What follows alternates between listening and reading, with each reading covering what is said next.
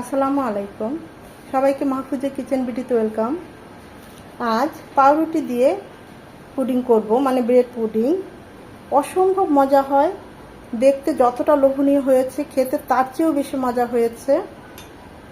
দেখতেই পাচ্ছেন কত সুন্দর হয়েছে, লুকসটা কত সুন্দর এসেছে, খেতে কিন্তু তার চেয়েও বেশি মজা হয়েছে। এই ইফতারিতে এরকম একটা পুডিং থাকলে আর তো কোনো কথাই নেই। খুবই সহজ। আমি আপনাদের একটা কেটে দেখাই, ভেঙে দেখাই আর কি, এটা কতটা টেস্টি দেখুন। Just wow, yummy. যেমন মজার, দেখতেও তেমন। আমি কিভাবে ব্রেড পুডিংটা করেছি সেটাই আজকে আপনাদেরকে দেখাবো।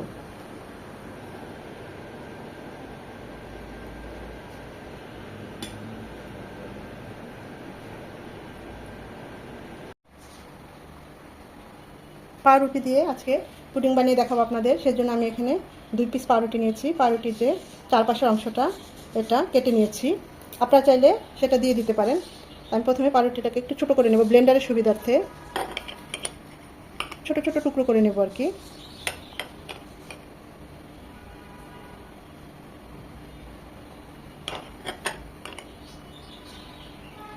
আমি আজকে এই পাউরুটি দিয়ে যে পুডিংটা করব সেজন্য আমার 2টো ডিম লাগছে, হাফ কাপের চেয়েও কম চিনি, আর 1 কাপ দুধ।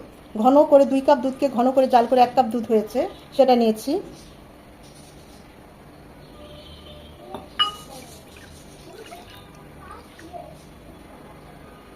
চিনিটা যার যার স্বাদ অনুযায়ী দিবেন। আমি তো হাফ কাপের চেয়ে একটু কম নিয়েছি, যেহেতু আমার 1 কাপ দুধ আর 2টো ডিম, ওই অনুযায়ী আমি চিনিটা নিয়েছি। আপনারা চাইলে বাড়িয়ে কমিয়ে নিতে পারেন। খুব ভালোভাবে চিনিটা দুধের সাথে মিশিয়ে নেব। স্বাদ বৃদ্ধির জন্য দিয়ে দিচ্ছি সামান্য লবণ। চিনিটা দুধের সাথে ভালোভাবে মিশিয়ে নিয়ে আমরা যে পাউরুটিগুলো টুকরো করে নিয়েছি সেটা আমরা দুধের মধ্যে দিয়ে দিচ্ছি। খুব ভালোভাবে ভিজিয়ে নেব যেন একদম পুরোপুরি সফট হয়ে যায়। জাস্ট 2 থেকে 3 মিনিট রাখলেই হবে।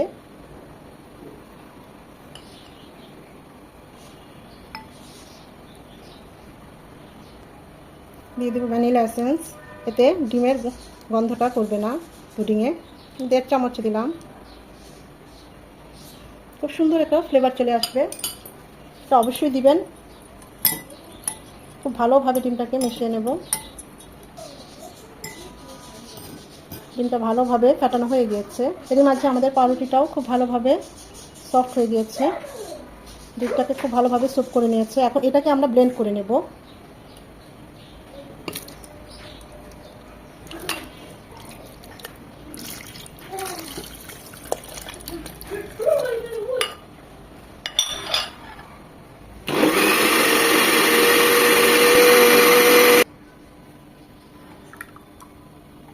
তো অবশ্যই এভাবে ছেঁকে দিবেন।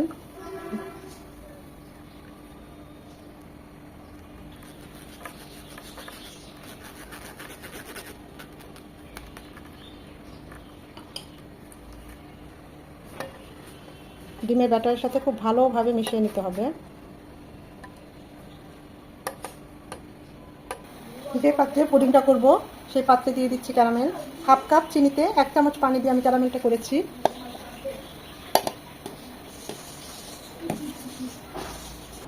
এটা একদম ঠান্ডা হবে, অনেকটাই গরম। ক্যারামেলটা জমে গিয়েছে। আমি এখন পুডিংয়ের ব্যাটারটা ক্যারামেলে ঢেলে দিব।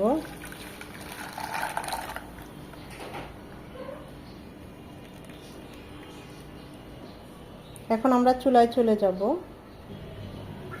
একটা প্যানে আমি 1 কাপ পানি দিয়েছি, দিয়ে দিচ্ছি 2টো টিস্যু।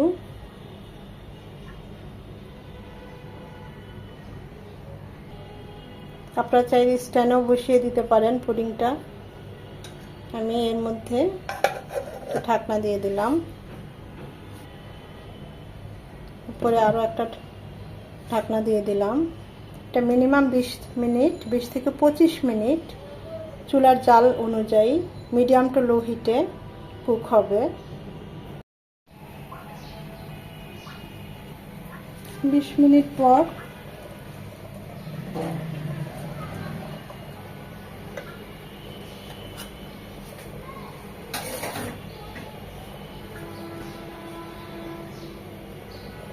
মাশাআল্লাহ, আমার এটা হতে 20 মিনিট সময় লেগেছে। বেশিক্ষণ রাখা যাবে না, তাহলে ওভারকুক হয়ে যাবে, এটা হার্ড হয়ে যাবে, খেতে ভালো লাগবে না। আমি এখন চুলাটা অফ করে দেব।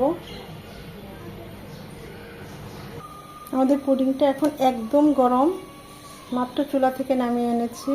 এটা একদম নর্মাল টেম্পারেচারে ঠান্ডা করব, তারপর আপনাদের কেটে দেখাবো।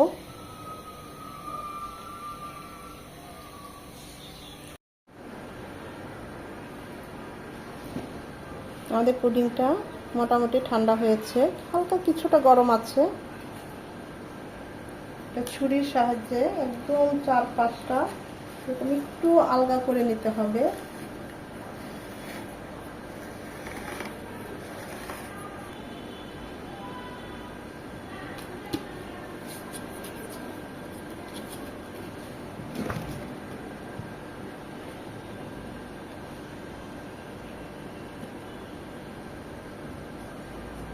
মাশাআল্লাহ মাশাআল্লাহ, আলহামদুলিল্লাহ, অসম্ভব সুন্দর হয়েছে আমাদের ব্রেড পুডিংটা।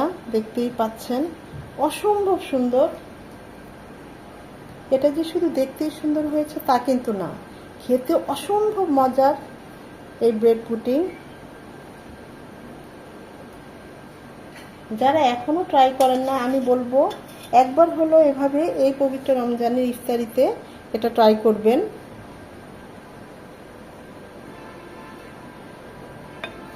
আপনাদের কেটে দেখাই কতটা জুসি আর ক্রিমি হয়েছে।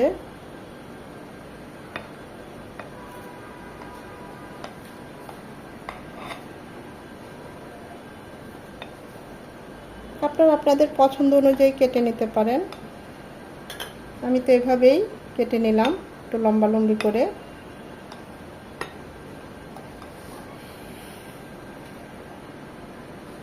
দেখুন কি বলবো, অসাধারণ। এটা টেস্ট একদম সেই লেভেলের ছিল।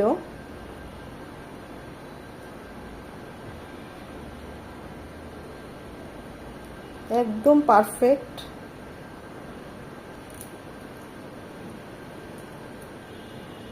অসম্ভব মজার। এখনো যারা এই ব্রেড পুডিংটা ট্রাই করেন নাই, আমি বলবো একবার হলেও ট্রাই করবেন। এটা ট্রাই না করলে বুঝবেন না এটা কতটা টেস্টি। আশা করি ভিডিওটা ভালো লেগেছে। আর যদি ভালো লেগে থাকে অবশ্যই লাইক কমেন্ট শেয়ার করে দিবেন। আপনাদের একটা লাইক আমাকে পরবর্তী ভিডিও করতে উৎসাহিত করে, সাহায্য করে। সময় নিয়ে যারা এতক্ষণ ভিডিওটা দেখেছেন তাদের সবাইকে আন্তরিক ধন্যবাদ।